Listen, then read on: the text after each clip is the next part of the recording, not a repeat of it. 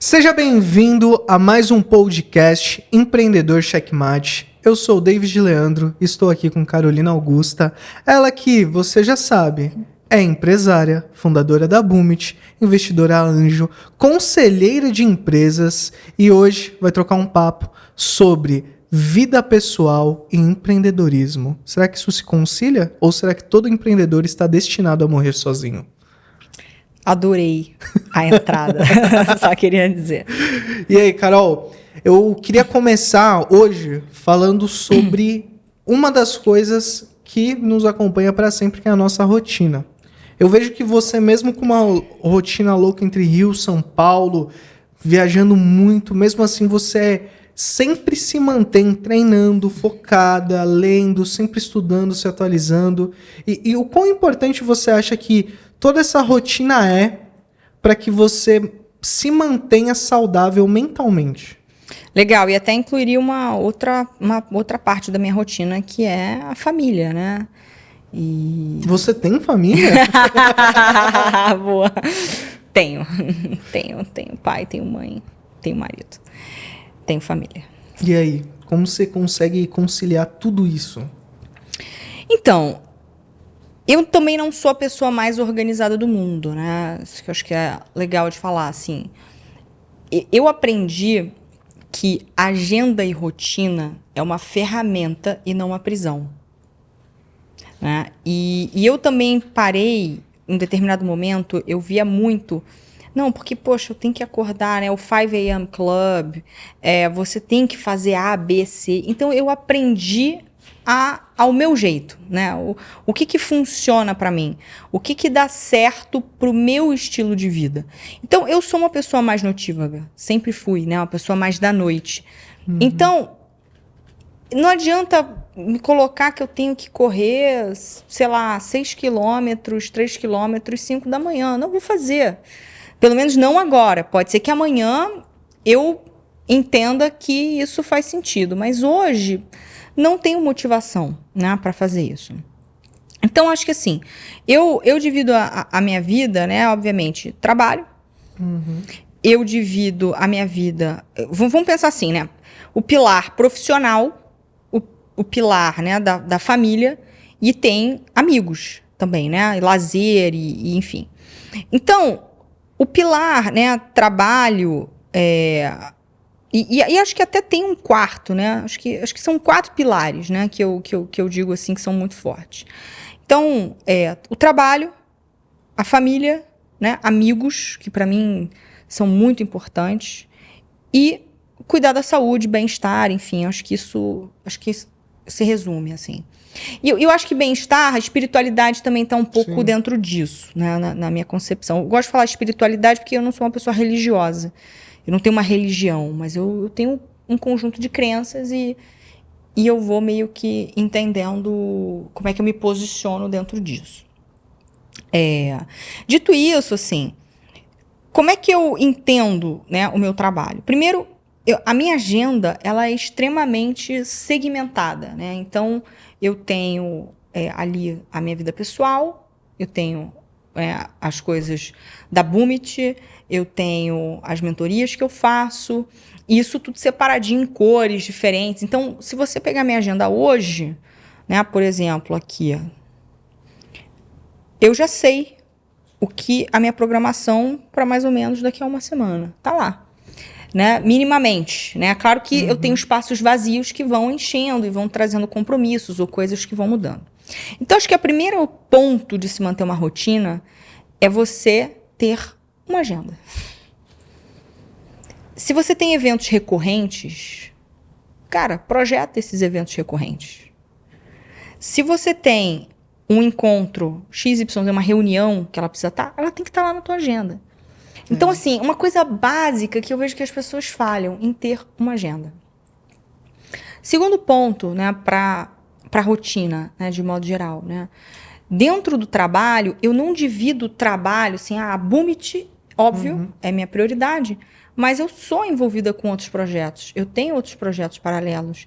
Eu sou investidora, eu estou em conselho, eu também tenho outras atividades. Por exemplo, já tive participação, né, em grupos mais voltados para ações cívicas, né? Já tive, né, participação em ONGs. Então, eu entendo que esse é um conjunto de coisas que eles estão dentro dessa rotina de trabalho, de construção, né, profissional e também um pouco pessoal, quando a gente fala de alguma coisa relacionada a ONGs e tudo mais, mas projetos, né, de modo geral.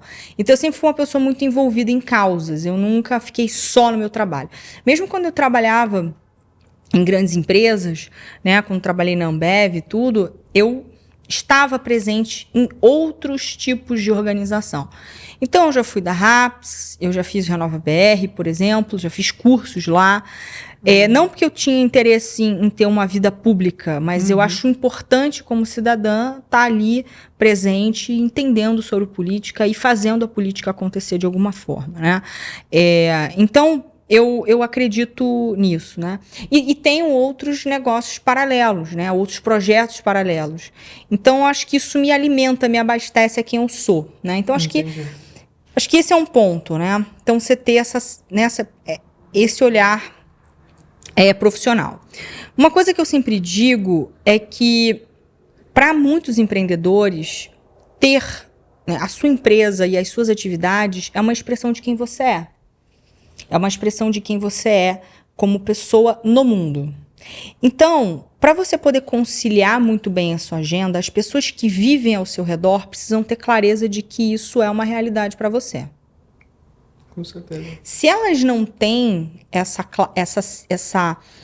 certeza de quem você é como pessoa, elas vão te cobrar coisas que você não está disposto a negociar. Então, na minha vida, eu tenho uma regra 70-30. 70% do meu tempo eu faço apenas o que eu quero. O que eu quero é não necessariamente, hoje eu não fui para academia, não estava acontecendo. Não, porque eu quero em relação a outras pessoas, né? 30% eu abro concessões. De modo que eu priorizo aquilo que é importante para mim e eu deixo claro para as pessoas aquilo que eu faço e aquilo que eu não faço. Total. O empreendedor ele tem uma relação com o trabalho que é muito diferente. Eu acho que principalmente no Brasil, que é aquela questão de eu não odeio o meu trabalho, eu amo ele. Então, para a maioria das pessoas é muito confuso, né? Porque o momento que você está trabalhando é quase uma tortura para as pessoas. Pra gente não é um momento de prazer. Isso. Inclusive, eu, pessoalmente, eu me sinto mal quando eu não estou trabalhando. Eu fico com aquele sentimento de estou perdendo alguma coisa que eu não estou fazendo, eu deveria estar fazendo, eu tenho que estar fazendo. Para mim, até foi uma questão de terapia, realmente, conseguir ficar de boa. É isso, porque no fim, as pessoas, elas acham estranho você chegar nos ambientes, amigos, família, e você falar de trabalho. Ou quando você está numa festa, isso já foi comum, muitas vezes eu faço isso. Festa chata, sento, começo bloco de notas e a trabalhar. E para as pessoas aquilo ali é surreal. Como é uma festa tá ótima? Mas a festa tá uma merda para mim, desculpa. Tá uma bosta. A música tá ruim, não tem nada bom. Sim. E eu tô aqui, mas eu tô aqui fazendo outras coisas. Me deixa, né? Uma coisa que, né, o Mr. Catra, né, que é um MC do Rio, enfim, que faleceu, ele fala uma frase que eu gosto muito, que é: deixa as pessoas. Deixa as pessoas fazerem o que elas querem fazer, contanto que você não agrida as outras, mas deixa as pessoas, né? Então, eu vejo que as pessoas ficam muito... Principalmente o empreendedor na família, ele é muito criticado, né? Você trabalha muito, você não tem tempo para isso, Só que as pessoas não entendem que aquele é um modo de você, aquilo é um modo de expressão seu no mundo. Aquilo é a forma como você se expressa, e se você não fizer aquilo, você não é você. Simples assim. Então, acho que quando eu falo de trabalho, as pessoas, né, quem está comigo, pai, mãe, marido, amigo, as pessoas têm que entender. Se quiserem estar comigo, porque, né, pai e mãe a gente não escolhe. Mas quem quiser estar comigo, quem quiser ser meu amigo, quem quiser estar comigo, tem que entender que eu não seria feliz se eu não fizesse o que eu faço. Não só na Booms, mas em todo o resto. É isso que me alimenta, é isso que me nutre, é isso que me faz a mulher que eu sou. Realiza, né? Que me realiza. Então, tirar isso de mim é inibir quem eu sou. E isso não deveria ser bom para ninguém que é meu amigo e que gosta de mim. Sim. Então, claro, não estou dizendo que, né, você tem que trabalhar 14, 18 horas por dia, não tem nada a ver com isso. Mas eu gosto, eu tenho prazer em pegar, né, e poxa, eu vou fazer um trabalho X num outro lugar, com conhecer outras pessoas, isso me nutre, me alimenta. Né? Então, eu acho que esse é um ponto. Então, deixar claro, ter uma agenda, se possível, delegar coisas muito repetitivas e que não agregam muito. Então, isso libera espaço na sua agenda. Então, por exemplo, uma coisa que eu relutava muito de ter uma assistente. Uhum. Eu já deveria ter feito isso há muito tempo. Hoje em dia, assistente virtual é algo que é muito em conta, você consegue ter, você não precisa pagar ali um salário fixo todo mês, né? É uma pessoa que vai organizar, vai ajudar a organizar a tua agenda, que vai, poxa, fazer coisas até para a tua vida pessoal, né? Que hoje você quer delegar. Então, por exemplo, a viagem que eu vou fazer agora, poxa, ela organizou. Eu adoro organizar a viagem, adoro, mas eu não gosto de ficar vendo burocracia. Eu gosto de planejar o roteiro, eu gosto de dedicar tempo às coisas que eu gosto. Então, para quem pode e tem essa possibilidade, eu não acho que é luxo. Eu não acho. Eu acho que é importante, principalmente para quem é empresário. Porque o teu tempo de fazer coisas operacionais te tira do estratégico, te tira do olhar do crescimento, te tira, né, tempo, inclusive, para você gastar com a família, para você fazer outras coisas que te interessam. O outro pilar, né, como eu falei, é amigos. Eu não sou uma pessoa que tem, 700 amigos, eu sou uma pessoa muito sociável. Eu gosto de fazer novas amizades, de valor, né? Então, acho que isso é muito importante. Não adianta você ter 300 pessoas. Às vezes, poucos e bons fazem muito mais sentido, né? Então, menos é mais, porque às vezes você está enchendo a tua vida de um monte de amizade vazia, aquilo te toma tempo, te drena tempo. Então, escolha as pessoas. Escolha as pessoas com base em valores, com base em você estar feliz e curtindo aquela amizade, sendo boa para você. Se aquela amizade é mais ou menos, elimina. Elimina o que é mais ou menos da tua vida, vai sobrar espaço na tua agenda para você fazer tuas rotinas. Então, acho que tá com gente legal, gente boa, gente que é para cima, gente que te põe para cima é muito importante. E eu digo a mesma coisa para relacionamentos marido e mulher, namorado. Tem que ter gente que te admira e que te põe pra cima. E que fica feliz com o seu sucesso. Gente em volta de você é uma das coisas mais importantes. Aquilo pode te dar força ou aquilo pode te drenar. Com certeza. Então, se você não tem alguém, não tem um parceiro que olha pra você e fala, cara, tudo bem que trabalhe muito, tudo bem que é uma pessoa que, de alguma maneira, trabalha muitas horas e está se dedicando, né? E eu vou falar um ponto sobre isso daqui a pouco, a diferença sobre isso entre homens e mulheres, que é bem polêmico, mas é bem importante. Essa pessoa, ela tem que entender isso. Ela não tem que ser uma pessoa que ela tá o tempo todo vendo problemas. Poxa, você vai fazer isso? Ah, mas isso é um problema. Né? Você vai gravar podcast? Você vai ficar a tarde inteira fora? Essa pessoa tem que entender que é a forma que você se expressa. Sim. E o que eu vejo muito é que tem que canalizar para algo junto. Às vezes aquela pessoa vai ter uma outra atividade, mas ela tem que apoiar, né? Com certeza. E bons relacionamentos são esses. Quando você olha para aquela pessoa e ela olha para você e vocês conseguem construir algo em conjunto. Não pode olhar e falar, nossa, eu construo com essa pessoa. Os dois têm que ter essa mesma sintonia. Então, assim, relacionamentos onde o teu parceiro não te apoia, se você é empreendedor ou empreendedora e não sente apoio, sai fora. Com certeza. Sai fora, porque essa pessoa, ela não está te respeitando no seu ponto mais íntimo. Não é porque você é empreendedor, mas poderia ser a profissão que fosse, poderia ser o que fosse. Mas essa pessoa, ela tem que te apoiar.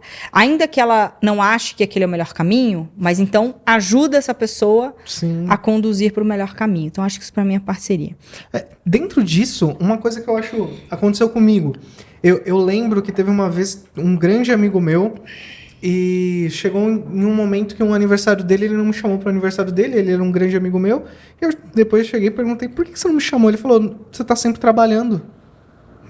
E aí eu comecei a ver que rolava uma questão de até as pessoas não quererem mais andar comigo porque eu tinha objetivos diferentes e certas amizades serem cortadas só porque eu tava focando no meu objetivo e as outras pessoas não. E isso aconteceu com você? Não, eu tive, assim, eu tenho amigos, assim, de infância. Na verdade, dos meus amigos de infância e outros que eu tive, claro, pessoas, assim, primeiro, vamos lá. Para eu chamar de amigo é algo realmente profundo, né? Eu não chamo qualquer pessoa de amigo.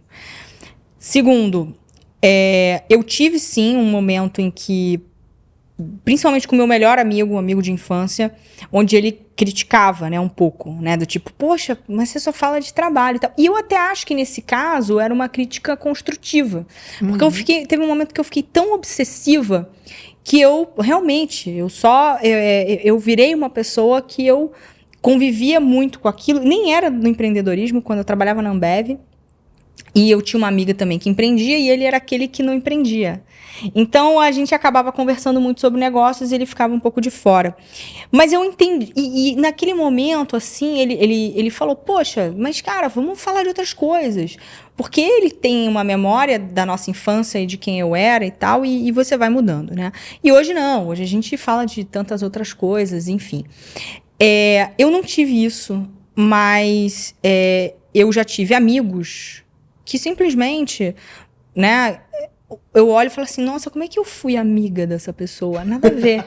Verdade. Nada a ver. E tudo bem aquela amizade não significar pra você. Eu também já tive amizades em que eu fiquei 10 anos sem ver a pessoa, e quando eu encontrei parecia que a gente tinha saído ontem da escola. Caramba. E que é muito amiga até hoje. Então, eu acho que a amizade... E tenho várias amizades recentes, assim, digo de 3, 4 anos pra cá, que são amizades muito fortes, de muita conexão. Porque não importa o tempo, importa a conexão, importa valores, importa você se sentir bem, importa você se sentir abraçado. E é isso que eu entendo. Então, eu entendo o seguinte, se teus amigos não são capazes de entender e comprar o teu sonho, eles não têm que estar com você. Assim como um marido ou uma esposa que não entende os teus sonhos e não te impulsiona, impulsionar ou não impulsionar, não é você se omitir, não é você ficar caladinho enquanto a pessoa está lá trabalhando ou emburradinho num cantinho. Impulsionar é a pessoa falar, cara, o que você precisa? Cara, eu tive uma ideia pro teu negócio, sabe?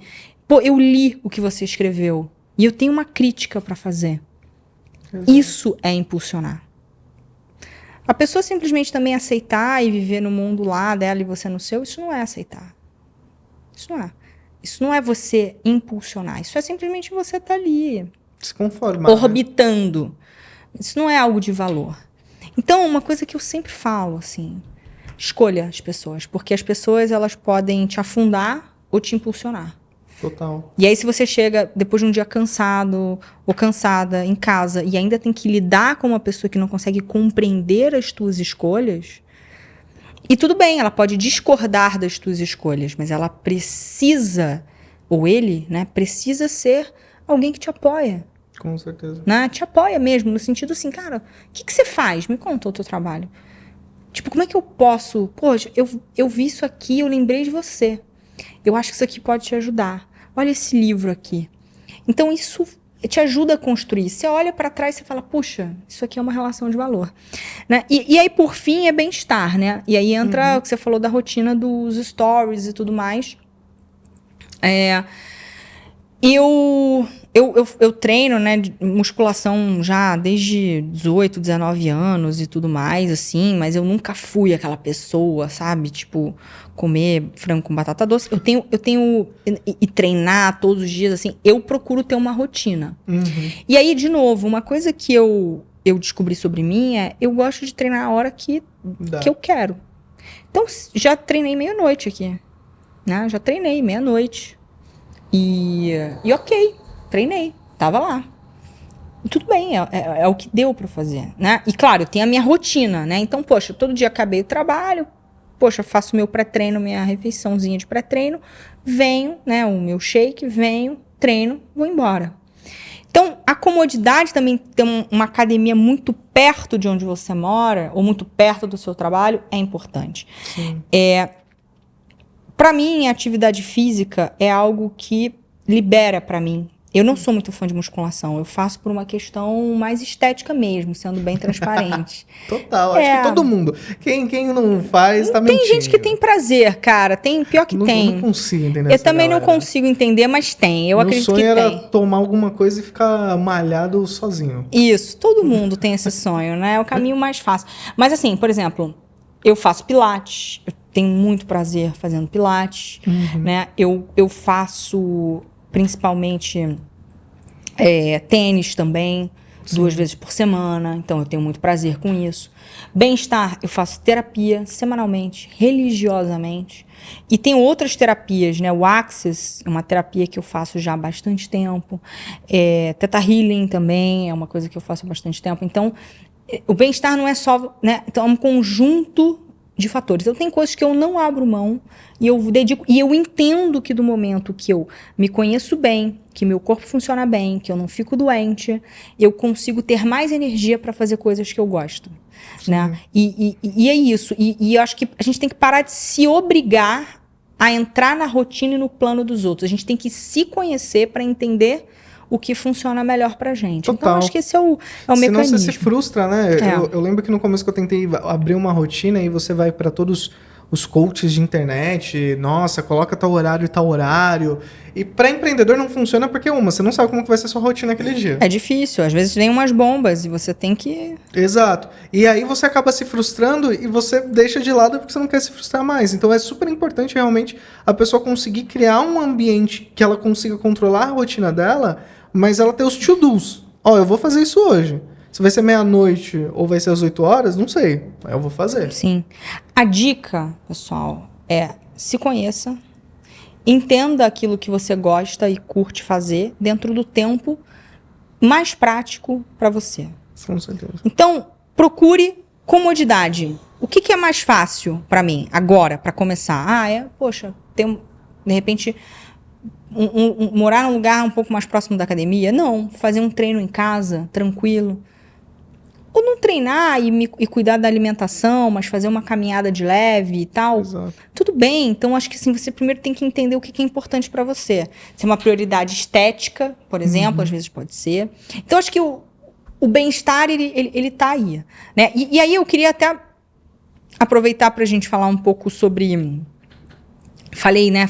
Queria falar sobre isso depois, que é uma coisa muito interessante sobre isso, de balance, né? O balanço entre a vida pessoal e profissional, a diferença entre homens e mulheres. Eu imagino que, por exemplo, o homem, querendo ou não, ele já tem uma questão cultural de que o homem é aquele que trabalha, né?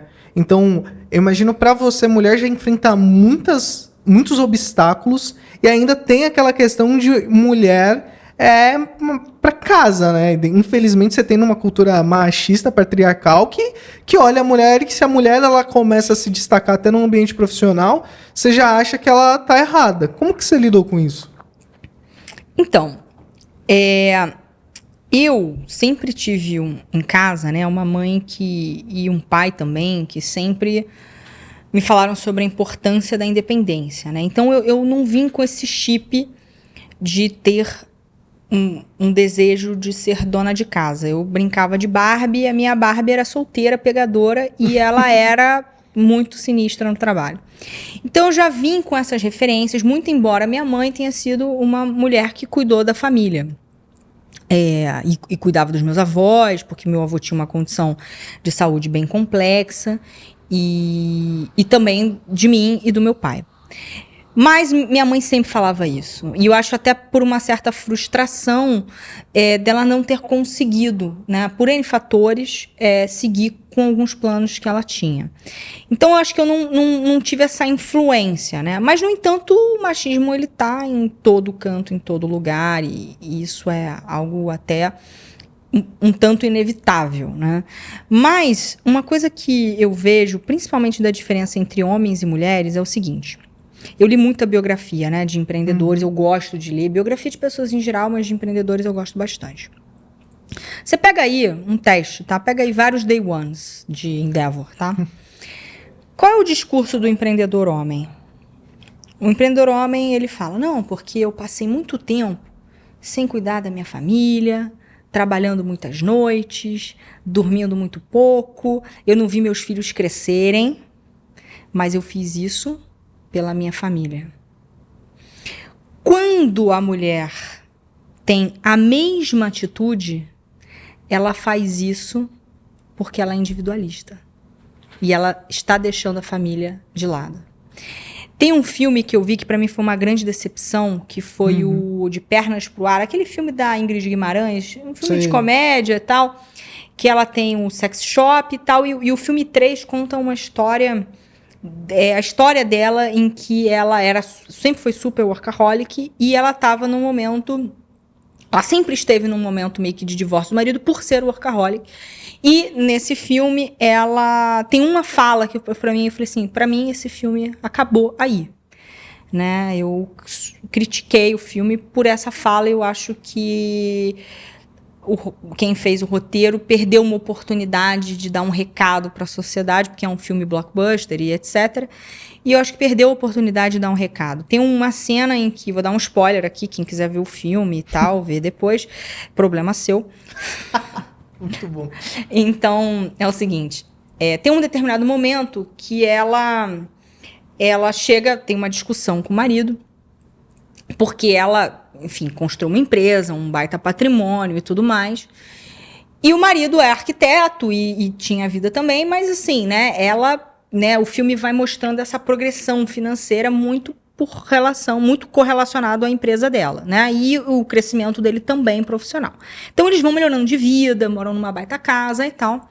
E chega um determinado momento que ele chega para ela e fala assim, porque ela fica louca, porque aparece uma concorrente no mercado, enfim, startup, etc. E ela fica, porque ela estava num momento mais relax, né, da vida, mais indo pro estratégico total, ela estava mais light.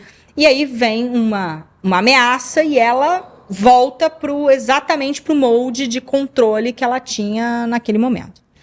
E aí, o marido chega para ela e fala o seguinte, você faz isso porque no fim você só pensa em você. Né? Porque ela estava falando da empresa e tal, das dificuldades. Ela falou, não, porque você só pensa em você. E eu falei, gente, peraí. Eu tive esse insight com esse filme. Até agradeço, né? Até o filme por ter me trazido esse insight, né? Eu gostaria que eles tivessem falado outra coisa, mas foi bom.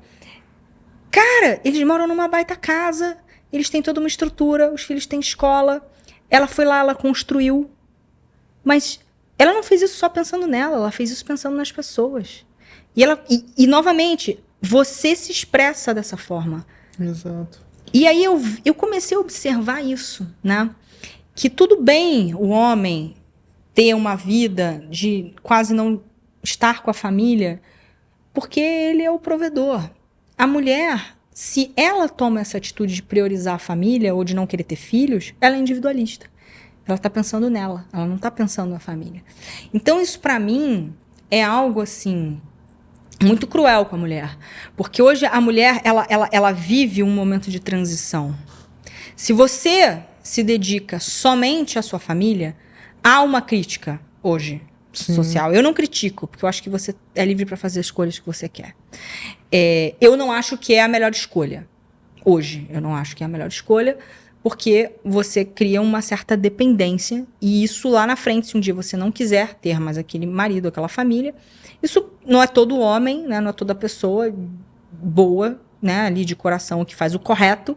Você pode, em alguns momentos, tem vários casos, né, de homens que tentam tirar o máximo que podem, mesmo a mulher tendo optado por aquela vida ali com a família, se dedicando à família. Então, eu, Carol, acho que hoje em dia não seria, para mim, seguro fazer isso. Mas cada um tem seus acordos e está com as pessoas, e eu não tenho nada a ver com isso. Então, acho que tem isso, né? Então, se você diz hoje, decidir ficar com a minha família, há uma crítica. Há uma crítica. Pô, peraí, no século XXI, como é que você pode se dedicar só a ficar com a sua família? Se você vai por um extremo, né, chamando de extremo, mas um extremo de uma mulher que trabalha tanto quanto um homem, que se dedica, que de alguma maneira, né, é mais workaholic, sim, e etc., que é a forma como você tem de expressão no mundo, e você gosta, e tá tudo bem com isso. Você não tá cansada, por isso que as pessoas acham assim, você trabalha muito, você deve ser muito cansada. Não, eu não sou nada cansada, tô ótima, tô feliz. Né? Hoje, na Bumit, eu tenho uma tranquilidade de ter uma empresa que roda, mas eu tenho outras coisas que preenchem o meu dia e que eu consigo tocar e que eu sou muito feliz. E mesmo que amanhã eu venda a Bumit e, sei lá, vá pro conselho ou não sei o quê, eu vou sempre ter outras coisas para fazer. Eu sempre tenho projeto. Eu tenho uma lista de projetos que eu quero fazer. E é assim que eu gosto de viver. É dessa maneira que eu gosto. Então, quando a mulher vai para esse lado e ela não tem filho, ela não quer ter filho, ela é criticada. O marido cobra atenção, diz que você não prioriza, que você é indiferente, que você, né, ao mesmo tempo, né, existe uma certa admiração por mulheres assim, mas o mundo ainda é muito cruel. Sim. E aí você tem, mas então, Carol, vá pro meio do caminho, ou fulana, vá pro meio do caminho, e aí você vai balancear isso. Beleza, mas e se eu não quiser? Exato. E se eu quiser viver no extremo? Você não se sente realizada? Exato. Parabéns pra quem, sei lá, consegue trabalhar de 10 às 19, com 2 horas de almoço, faz yoga. Eu acho lindo. E se a pessoa tá feliz, encontrou uma posição assim, que gosta, que tá feliz, cara, tem mais aqui mesmo. Com certeza.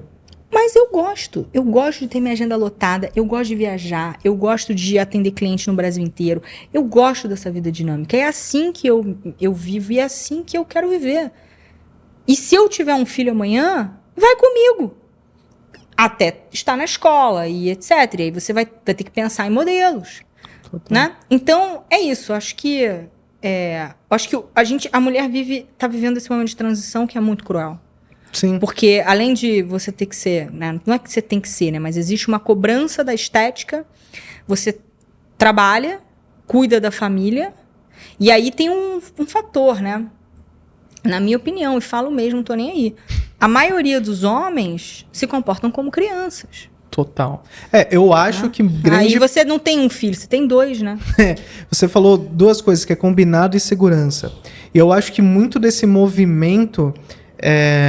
você é um pouco polêmico, mas até mesmo do feminismo, ele tem um pouco de origem. Eu acho que é super importante a mulher se empoderar, mas muito disso aconteceu porque ela percebeu que o outro lado, que é o marido, não provia nem a segurança e geralmente jogava tudo nas costas dela. Então, poxa, eu não tenho segurança de confiar num homem que vai cuidar de mim e dos meus filhos. Então eu preciso realmente construir as coisas pra mim. Porque se eu depender, qual que é a minha segurança? Qual que é a garantia? Que quando eu ficar um pouco mais velha, que quando acontecer certas coisas, essa pessoa não vai me trocar?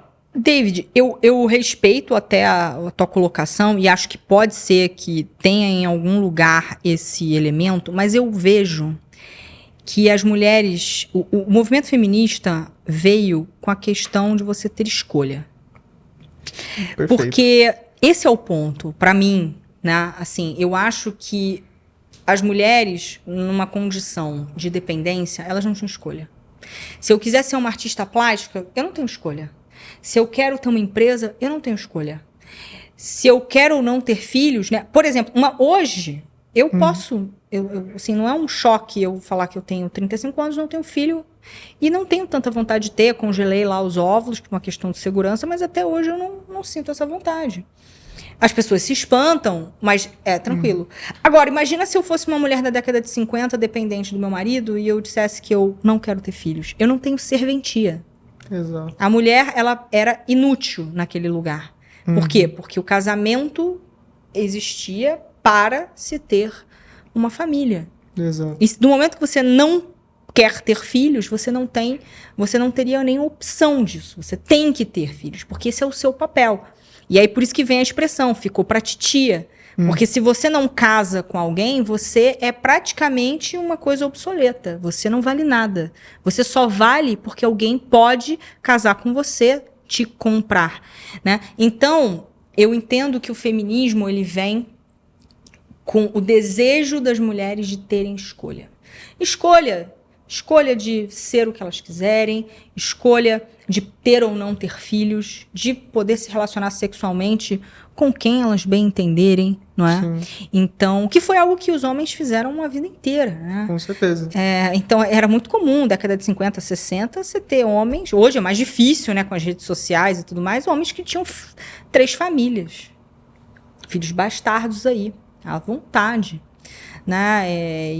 Então, assim, os homens sempre tiveram liberdade de trânsito para ser o que eles quisessem ser, né? As Exato. mulheres não. Então, eu entendo o que você está falando e acho que em alguns pontos pode ser que essa sensação de não proteção abre esse eu digo não preceito. Mas eu acho que a mulher proteção, busca liberdade. Mas eu digo também uma questão do homem não ser mais homem, sabe? Pelo menos eu vejo isso, por exemplo, a geração que cresceu comigo na escola, eu tenho 25 anos hoje. A maioria não pensa em sair da casa dos pais, são super infantilizados, não é nenhuma crítica a quem gosta de animes e desenhos. Mas eu olho uma pessoa com 25 anos que tem minha idade, entro no quarto dela, tá cheio de posters de desenho e etc. Pra mim é estranho, entendeu? É estranho. Não é pra mim, não, é estranho. Não, assim, enfim, tem os conflitos de geração, né? Uhum. É a mesma coisa, né? Que eu vejo isso. Por exemplo, quando eu olho o meu pai e eu olho a minha geração de homens, meu pai era um cara que furava a parede, botava quadro, que não sei o que fazia e tal. Eu olho pra geração dos namorados que eu tive, eles não sabem pregar um prego. Acontece Eles muito. perguntam tudo o que tem que fazer, cara. Exato. Eu não tive uma criação de uma mãe que me ensinou a cozinhar. A minha mãe não me ensinou nada disso. Eu aprendi a cozinhar vendo. Eu aprendi a limpar o chão, a casa, vendo. Caiu um negócio no chão, bom, como é que faz? Minha mãe, semana passada, caiu um negócio, pega o pano, pega o veja, passa no chão, acabou. O homem cai um negócio no chão, pergunta, ih, como é que limpa isso, hein? Como é que limpa? Caiu o amaciante no chão. Eu já ouvi essa pergunta. Amaciante caiu no chão. Amaciante caiu no chão, o que eu faço? Não sei, nunca caiu. Procura no YouTube, se vira. Procura no YouTube, é muito bom. Cara, mas é isso, entendeu? Sim, com certeza. Porque vem de uma criação de mães que viveram em função ainda.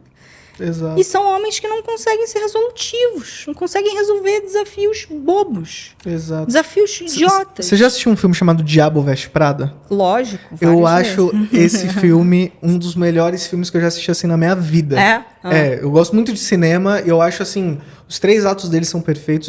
E tem uma cena próxima do final que é quando elas estão dentro da limusine. Que ela tá voltando, né? Exato. Que ela fala, todos querem. Exato. E é exatamente isso. Até quando você falou, poxa, muita gente acha incrível mulheres que são assim, empoderadas, mas não consegue se relacionar.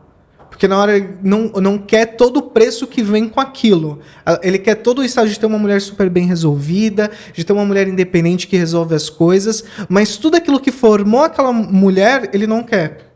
E eu vejo isso até mesmo de que muitas mulheres não se sentem ainda livres de querer essas coisas e ir atrás dessas coisas, de pagar esse preço. Sim.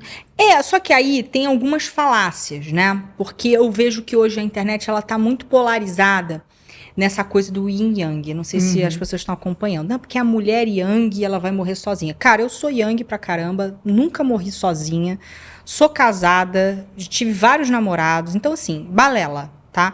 Então, eu acho o seguinte. O homem deseja essa mulher, mas não banca essa mulher. Exato. Esse é o problema. O problema é, ele deseja ter uma mulher parceira, que trabalha, que é independente, que consegue as coisas, mas ele não banca isso. Porque no fim ele tá buscando uma segunda mãe. Ele quer alguém que leve o pratinho pra ele. E a mulher empresária, a mulher de negócio, ela não tem tempo pra isso. E ela não vai ter. Porque ela tomou uma decisão. Você faz parte da vida dela, você não é a vida dela. E esse é o grande paradigma, para mim, nas relações, principalmente com mulheres empreendedoras. Se você observar, o número de divórcios com mulheres que optam por empreender é gigante.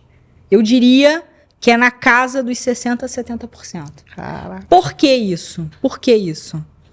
A mulher... porque geralmente quando fica junto é porque o casal empreende junto. Aí até funciona legal. Quando a mulher empreende sozinha e o cara tem uma outra atividade, começa a conflitar. E o mais interessante dos homens é que eles optam por esse tipo de mulher, mas aí quando eles vivem aquilo, não os parece tão interessante, porque no fim ele quer ser o centro do universo. Ele fica mal de não ser o supridor, né? Tem um complexo de inferioridade até. Eu não sei se é isso, porque não necessariamente a mulher ganha mais do que ele. Mas o que eu acho que o que deixa o homem mal é o ego. Porque ele foi acostumado, né? No Brasil, uma criação extremamente latina.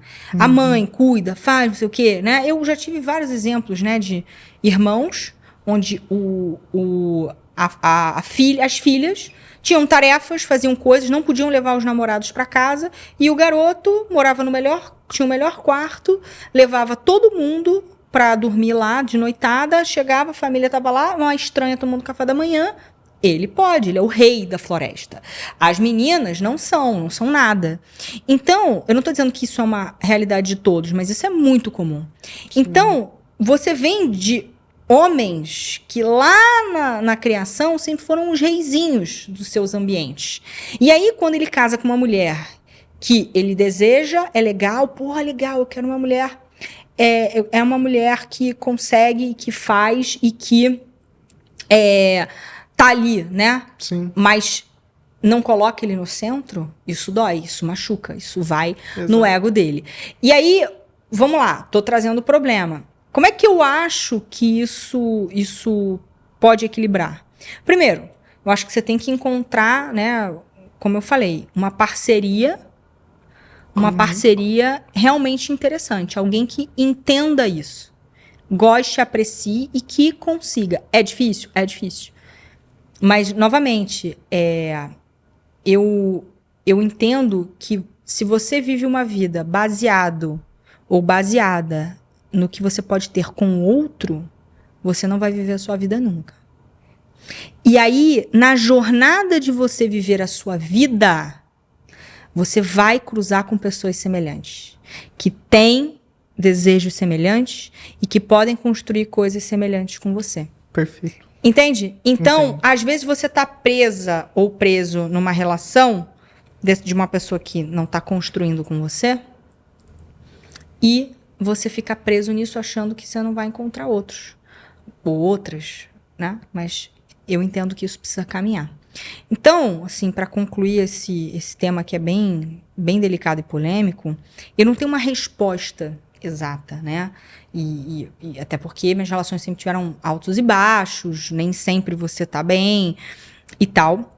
Mas eu entendo que essa coisa de que você falou da Miranda, né? Ah, puxa, né, o filme traz essa problemática que ela é uma mulher extremamente poderosa, se separou, tá sozinha porque trabalha, e aí a menina, ela acaba optando por uma vida mais light e aparentemente, né? Não se sabe.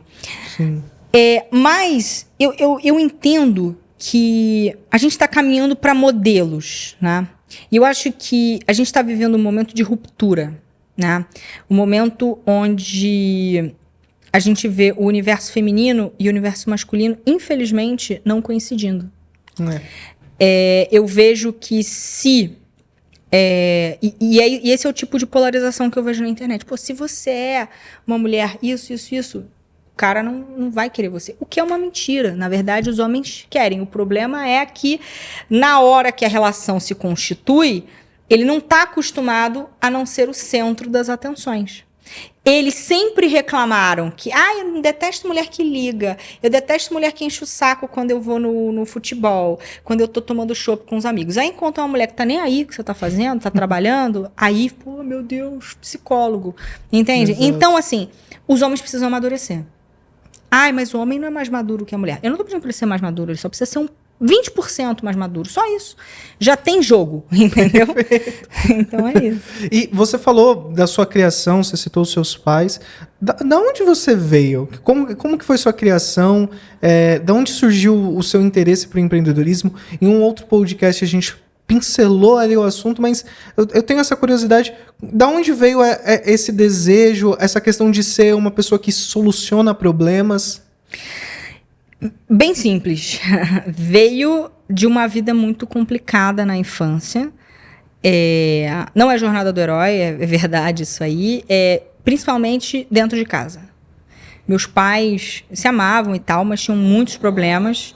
Eu era uma filha única e resolvia problemas.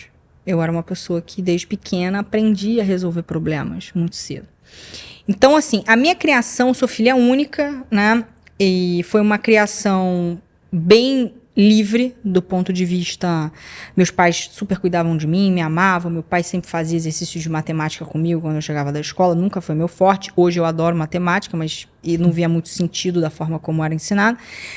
E minha mãe muito dedicada nas coisas, né? Então eu sempre tive uma relação muito próxima, muito amiga com a minha mãe. E fui muito envolvida em problemas dentro de casa. Eu não fui muito poupada. Por outro lado, desenvolveu em mim uma capacidade de, muito cedo, ter acesso a problemas que uma criança, um jovem vai ter lá na frente. Então quando eu era mais nova, as amigas da minha mãe, uma época que ela fez faculdade, achavam que eu era superdotada, porque eu falava como adulto, eu me posicionava como um adulto, só que isso não é legal, porque eu também tive um lado ruim, que eu não vivi muito criança, né? Pulou uma fase. Eu pulei uma fase. Eu brincava muito, muito sozinha, porque eu era filha única e tal, brincava muito sozinha, brincava com os meus pais, brincava na escola, mas eu era muito madura. E aí eu acho que eu desenvolvi uma coisa de, tipo, tenho que ser a melhor. Para eu não viver isso que eu vivo dentro de casa e ter outras questões na minha vida, eu preciso ser muito boa. Eu preciso ser a melhor. Eu preciso ser a melhor aluna, eu preciso ser a melhor isso, a melhor. E me cobrava muito sobre isso. Algo que depois da terapia, né, muitos anos de terapia, a gente vai chegando às conclusões. Então eu vim de uma família muito politizada. Meu pai sempre trabalhou muito, então meu pai era um cara que, se tivesse que acordar às 5 da manhã para trabalhar, acordava. Se tivesse que me ver, sei lá, meio domingo, me via para nos trazer conforto. Tive uma vida familiar, né, de muitos altos e baixos financeiros, né? Então a gente tinha momentos que estavam muito bem, momentos que estavam muito mal. E isso trouxe, né, enfim, questões, né? Então eu precisava de segurança. E aí entra a questão do controle, né? Eu virei uma pessoa muito controladora, porque eu entendi que se eu não tomasse as rédeas do controle da minha vida, eu não ia conseguir chegar onde eu precisava chegar para vencer. Caramba. Né? Então, nesse sentido, principalmente do controle muito forte dentro de casa, o controle que eu desenvolvi, eu fui criando, né, os mecanismos na minha própria vida para me desenvolver.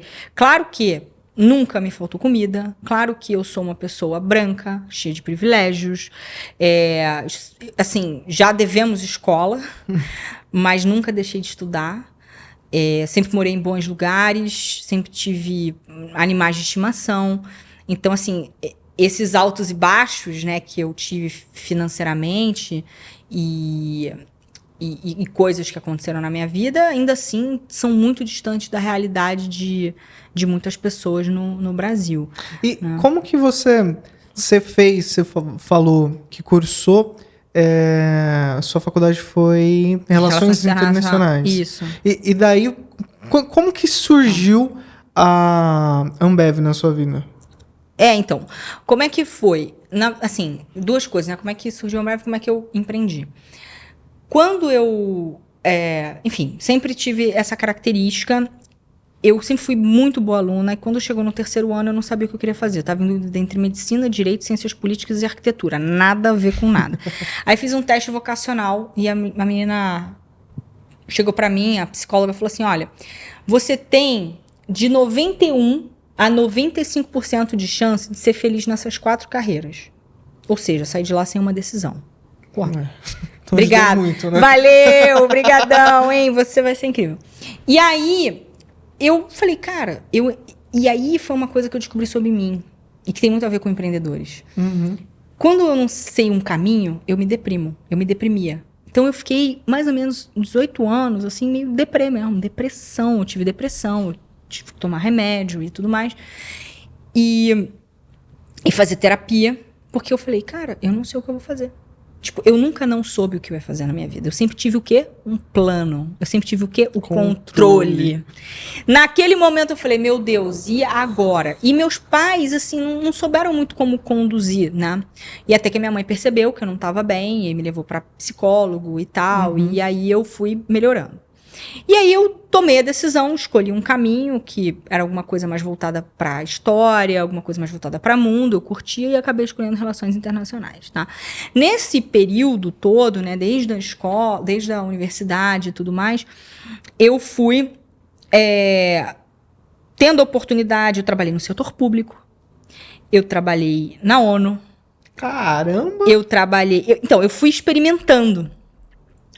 Até que durante a faculdade, eu falei, cara, setor público, tô fora. ONU, tô fora. Não é isso que eu quero. Muita política, eu quero algo dinâmico, eu quero... Só um adentro. Essa parte da política, ela trouxe uma questão de negociação? Total. Assim, eu me considero uma boa negociadora, eu considero que a minha formação, sendo mais holística, de ter um repertório mais do abstrato e tendo vivenciado ambientes de muita política, me trazem uma habilidade de raciocínio rápido e lógico, inclusive nas negociações hoje nas empresas. Então, eu vejo que isso me ajudou muito, né? E, sem dúvida, isso faz toda a diferença. Por isso que uma coisa que eu sempre digo, eu vejo muitos empreendedores só lendo livros de negócios. Pior erro que você pode cometer. Você tem que ampliar, sabe? Leia o Maquiavel, leia Platão, leia Aristóteles. Você tem que pensar abstrato. Quanto mais conexões a sua mente for capaz de fazer, melhor. E você só tem mais conexões se você tem inputs diferentes. Perfeito. Tá? Então, acho que isso me ajudou muito. Mas assim, eu acho que eu já tinha uma habilidade já desenvolvida na infância. Inclusive, a minha forma, né, a forma de expressão que eu tinha desde pequena já era muito avançada para as crianças da minha idade, porque eu só me relacionava com adultos. Eu vivia com meu avô, com minha avó, minha mãe e meu pai, e meus pais nunca me pouparam de nada. Então, você imagina. Entendi. E a gente tinha conversas muito elevadas, né? Então, falávamos de política, falávamos de um monte de outras coisas, e tudo que eu perguntava para os meus pais, eles sempre me deram respostas, né? E quando não davam respostas, eles falavam, ó, aprende aí. Então eu tive um pouco essa criação bem livre, né? E isso foi bem legal, importante também para eu me sentir autônoma, né? Isso foi muito importante. Minha mãe nunca... Eu levava meus amigos lá para casa, a gente fazia uma zona e tal, eu falava, faz o que você quiser. Se quiser pintar a parede roxo, pinta, mas depois a parede é branca, ela tem que voltar a ser branca. Então eu sempre tive muita liberdade, assim, eu fiz uma vez uma festa em que a gente pichou a parede de casa. Meu Deus! E a gente fazia essas coisas. E tudo bem, depois a gente ficou lá, todo mundo de rolinho, pintando a parede, tudo bem. Então, eu tive essa criação, assim, bastante livre. Mas, enfim, me perdi aqui na Você estava falando de como você chegou na Ambev. Ah, não. Aí, tudo bem. Eu eliminei essas... Falei, cara, setor público, tô fora. Diplomacia, tô fora. Tô fora de ONGs, né? ONGs, né? E organizações internacionais. Tô foríssima. Falei, cara, trabalhei no melhor que existe, né? E falei, e não é pra mim. E aí eu falei, de novo, e agora? O que eu faço? Bom, empresas. Vou trabalhar numa empresa. Nesse meio período, eu fui pra Espanha, morei na Espanha, fiz um intercâmbio acadêmico lá, voltei. E lá eu fiz matérias muito ligadas à administração, a negócios, a empreendedorismo e tudo mais. E foi ali que eu falei, cara, é isso. Eu não quero trabalhar em um lugar, eu quero ter o meu negócio. E como esse insight veio? eu comecei, é quase um déjà vu, de eu lembrar que eu tinha um perfil que, deu medicina, arquitetura, ciências políticas, RI, muito amplo. Que eu era mais polivalente, que eu era mais generalista, que eu gostava... E desde pequenininha eu tinha várias ideias de negócio, só que eu não era estimulada. Eu tinha várias ideias, né? Várias. Eu sempre fui muito criativa, eu sempre fui uma pessoa que eu vi um problema, eu criava uma solução e eu executava. E eu não tinha ideia disso. E foi lá que eu falei, cara, é isso que eu quero. E aí, quando eu voltei da Espanha, eu falei, cara, eu preciso então achar um lugar. Porque eu não tenho coragem de empreender. Porque, como eu falei, a minha vida familiar, eu não tinha empresários lá dentro. Eu não tinha gente, eu não tinha alguém que falasse, olha, empreendedorismo é uma possibilidade. O que eu fiz? Fui lá. Falei, cara, eu não tenho coragem. Eu achava que eu precisava de muito dinheiro para empreender. E eu queria fazer alguma coisa relacionada à minha própria dor. Né? Eu costumo dizer que você empreende por 3 motivos. Ou porque você vê uma oportunidade em um mercado, ou porque você tem uma dor própria e você quer resolver, ou porque você tem uma dor que você vê nos outros. Né? E aí... eu falei, cara, é uma dor que eu tenho, que eu queria empreender, e eu não tinha coragem, e coragem estava relacionada a não ter sócio, a não achar que não tinha dinheiro, e etc. E aí veio a ideia do que seria a Boomit naquele momento. Caramba! Mas como algo totalmente físico. Eu pensava em ter, tipo, uma ONG, eu não sei, eu pensava em ter uma escola, eu pensava em ter alguma coisa mais física. Entendi. O tempo passou. Quando eu... enfim, falei, não tenho grana, não tenho isso, tenho medo, preciso aprender. Qual é a empresa hoje que pode me trazer as skills para eu ter um negócio? Pensei na Ambev. Caramba. E aí tinha um plano, né, que era entrar lá.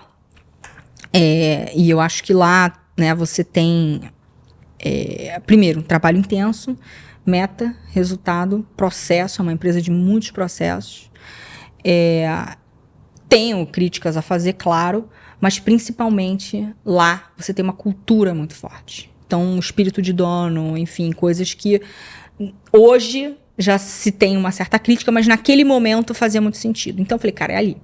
E lá eu fiquei. E durante esse tempo todo, eu tive momentos mesmo do canto da sereia. Falei, não, eu vou ficar, e é isso que eu quero e tal. Mas sempre pensando, não, peraí, mas você tá aqui porque isso é uma fase dentro do teu plano. Mas às vezes você se perde no plano. E aí, fui, juntei grana, tal, saí de casa, que era o que eu queria, ter minha própria vida, minha independência, etc. E foi quando eu... enfim, quando eu comecei a pensar, falei, bom, tudo bem, empreender, né?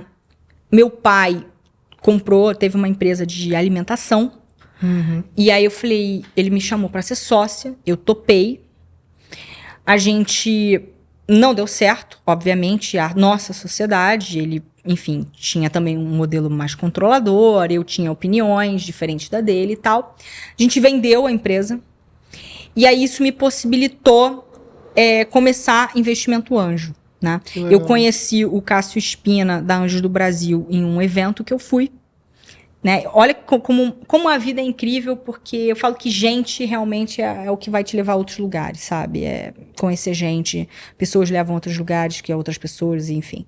E eu fiz um curso de um professor meu da faculdade sobre inovação e etc. E aí eu conheci um pessoal da FINEP, o Rochester, que anos depois eu participei de um programa da FINEP de mulheres empreendedoras, tipo assim, 10 anos depois. Olha que louco. Mas eu conheci o Rochester, que falou, olha, vai ter uma rodada de pitch, nem sabia o que era pitch, da FINEP. Você quer ir? Eu falei, vou. Matei o trabalho, falo mesmo, matei o trabalho nesse dia e fui. Lá eu conheci o Cássio. E eu falei, pô, eu tenho vontade em ter ações de empresas, mas eu nem sabia de ferramenta, mútuo, investimento. Eu tenho vontade. Ele falou, cara, que legal. Então vem. Eu já tinha tentado pelo Gavia Angels. Ninguém me respondeu naquele momento, mas ele abriu as portas para mim. E casou, porque eu estava em São Paulo, trabalhando em São Paulo, 2012, trabalhando em São Paulo aqui. Então casou. Fez muito sentido. Que legal. E aí eu comecei a fazer meus primeiros investimentos antes, acho que na época eu tinha 23, 24 anos. Caramba, muito jovem. E aí eu comecei nisso, até que um dia estava eu num pitch aqui, no INSPER, que eles pegavam o INSPER para fazer os pitch. Eu vi um menino de 18 anos vendendo uma solução tecnológica, não vendendo, né, mas fazendo o pitch, né, para captar dinheiro. 18 anos, um baita negócio, assim, um menino incrível. E eu fiquei com vontade de investir. Eu falei assim, cara, se ele pode, por que eu não posso? Aí foi o meu segundo day one, né? Meu day two, vai. Eu falei, não, eu não vou fazer a Boomit. Nem tinha nome, né, nessa época. Eu não vou fazer minha empresa, nada de presencial. Vai ser online. Caramba. E aí foi quando eu criei o conceito de uma rede social para empreendedor, onde ele poderia colocar a ideia de negócio e outras pessoas se agregam em torno dessa ideia, mentores, investidores, etc. E foi o nosso primeiro protótipo, foi o nosso negócio. Peguei um bônus, contratei uma agência lá em Porto Alegre, eles fizeram. E aí nasceu. O filho nasceu em 2013. De um projeto, de um programa que eu fiz da Fundação Estudar, que eu fui selecionada, eu botei ele em prática, né? Tipo, o conceito estava na minha cabeça, usei aquele momento para colocar ele em prática. Então, nasceu em 2013. 2013, assim, nasceu como projeto. Em 2014, olha como o universo conspira. Em 2014, eu fui para o Rio, promovida. Fui para o Rio, promovida. E eu passei num programa do governo chamado Startup Rio. Olha que louco. Caraca. Quer dizer, eu passei no programa do Startup Rio, me inscrevi, né, nesse programa, passei e fui promovida para o Rio. Poderia ter sido promovida para o Brasil inteiro, mas fui para o Rio. Uau. Muito louco, né? E aí, naquele momento, eu tinha a Ambev. Eu estava muito bem, numa posição muito legal e super bem cotada, enfim, como um talento da empresa. E eu fiquei com um filho que nasceu. Aí tinha logo, tinha nome, já tinha site, já tinha tudo. E até que eu tomei a decisão, falei, cara, vou saltar, vou pular. Só que detalhe, a empresa não tinha nem nota fiscal emitida, faturava R$0, eu não tinha sócio, eu não tinha ninguém. Caramba. E aí eu topei fazer isso, tinha algum dinheiro investido e tal, e podia viver um pouco daquilo. E em 2015 eu ia casar, quer dizer, boletos chegariam, chuva de boletos, árvore de boletos. Mas eu falei, cara, ou é agora ou é nunca. Aí comecei a empreender. Então foi bem interessante esse processo. Aí depois, né, enfim, já respondi a tua pergunta, né, da Ambev, mas aí depois nós fomos investidos, eu fui investida a primeira vez, aí eu já tinha pessoas trabalhando comigo, entendi que eu precisava de muita grana para tracionar o modelo de rede social, né? Eu criei a Boomit sem saber que eu era uma startup. Eu vim entender depois que eu era uma startup. Falei, não vai funcionar. Aí eu transitei esse modelo para um modelo de plataforma e aplicativo para vender programas de empreendedorismo em escolas de nível básico, né? Entendi. E aí esse modelo, a gente teve alguns clientes, aí foi nesse momento que eu conheci a Polly, né, que era minha ex-sócia, que tinha o mesmo projeto, que tinha a mesma ambição, então a gente ficou junto, aí a gente entendeu que aquele modelo era muito legal, a gente ficava muito feliz, mas ele não dava a grana que a gente precisava, por N fatores. Escola, margem baixa, você tem que... a margem de lucro deles é super baixa, portanto, eles, né, você tem um ciclo de vendas por ano, então é muito complexa a venda.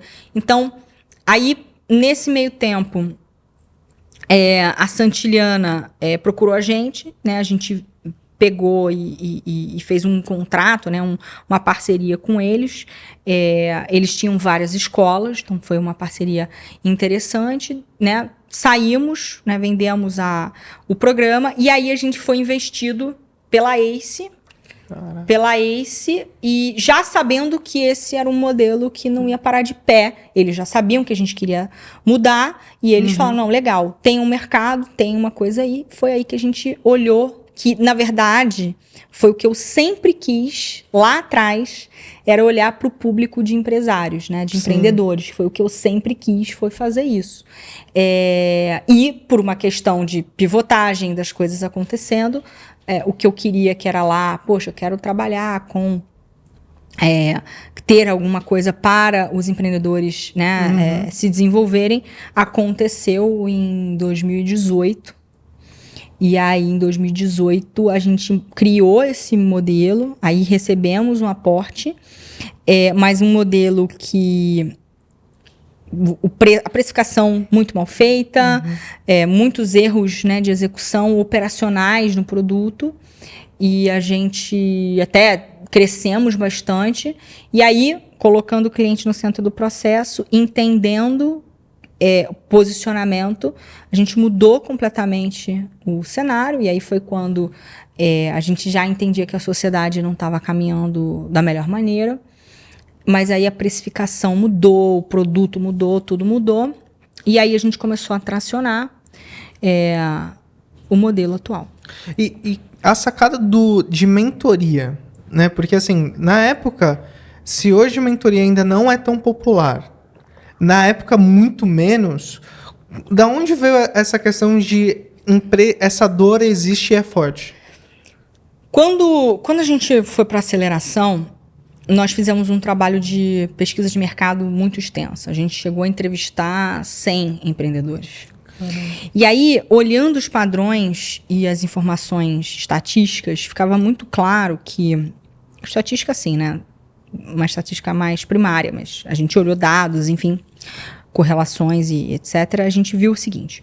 O empreendedor, hoje, ele tem o Sebrae, que é um instituto que capacita as universidades, e alguma consultoria que aí existe e que traz algumas soluções.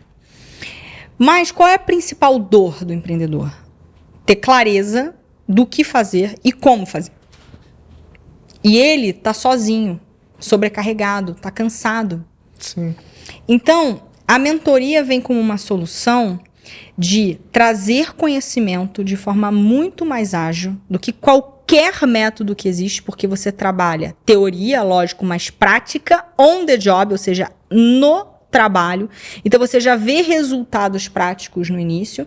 E o nosso método não é mentoria para o empreendedor, é mentoria para a empresa. A gente tem hoje empresas que têm 40 horas de mentoria por mês, que são empresas que são empresas de 600, 800 milhões de reais de faturamento, quase 1 bi por ano.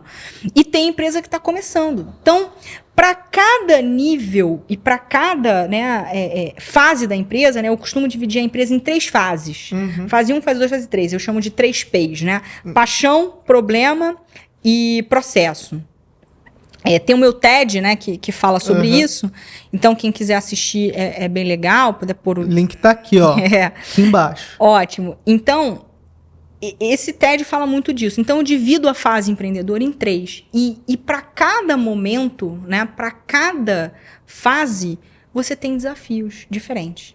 Então, o nosso método, ele tem um potencial muito forte de diagnóstico inicial, onde a gente criou um mecanismo onde a gente trabalha 3 níveis, porque não adianta eu trabalhar só o empreendedor, eu tenho que trabalhar o empreendedor e a sua equipe, e formar essa camada de líderes para que ele possa ir para o estratégico e que a empresa dele possa rodar e que ele possa ter algo prático para já ver resultado. Porque quando ele vai pro MBA, ele assiste o MBA, aí ele volta sozinho, aí tem que passar tudo pro time, nem todo mundo absorve. Então, você percebe que fica tudo nas costas do empreendedor? Sim. A mentoria é o método mais rápido, porque você tem prática ali no trabalho, com a tua equipe ou com você, no dia a dia, resolvendo ali.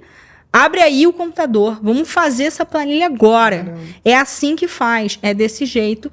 Então, você vai tendo resultados mais rápido, aprende fazendo, que é algo que não tem outra forma melhor de aprender. Então, não tem curso, não tem nada que te ensine mais do que você fazendo com alguém que já fez. Então você aprende mais rápido, porque você está pegando um expert, você não precisa bater com a cabeça na parede.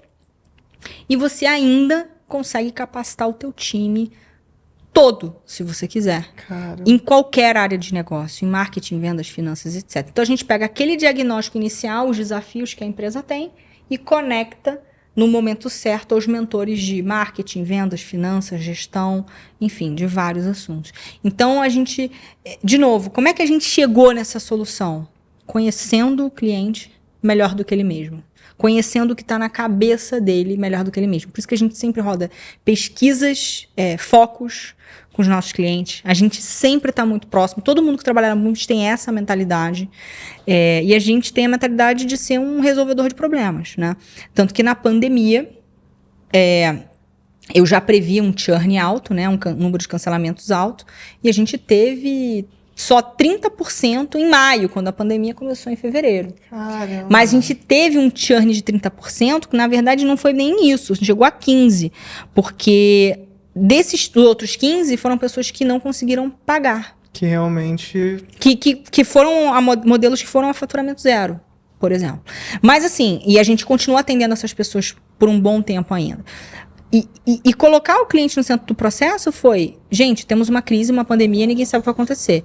Lembra que eu falei que no nosso método a gente tem processos de desenvolvimento de cada uma das áreas de negócio, a gente faz um diagnóstico, isso tem um plano de mentorias. Então a pessoa sabe exatamente o que ela vai, por onde ela vai passar, que áreas ela vai passar. Faz sentido eu continuar com um plano de um cenário que era anterior à pandemia? Claro que não. O que a gente fez? Em 24 horas a gente montou um plano de contingência para todas as empresas. E isso segurou as empresas, né, os 70% das empresas, e isso foi o que manteve a gente vivo. Então isso foi rápido. Em 24 horas a gente botou na máquina um plano de contingência. Mudamos o discurso com os clientes. Isso foi o auge da adaptabilidade, né? Então, com certeza.